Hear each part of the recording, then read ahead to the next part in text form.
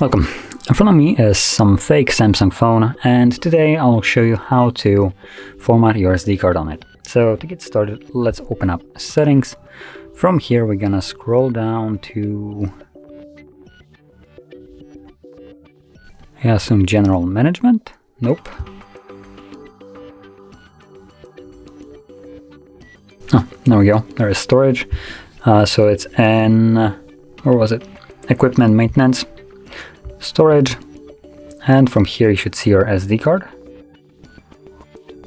So if you scroll down, you'll have erase SD card, and then before you actually press this once more, I'll want to make sure that you are aware that this will remove all the data from the card, and if there is anything on it that you would like to keep, do back it up beforehand, otherwise you lose it permanently.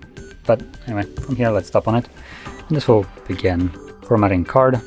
Now it does eject it for some reason when it does it, but once it's finished, then rereads it again and everything should be working just fine. There we go, and that's it.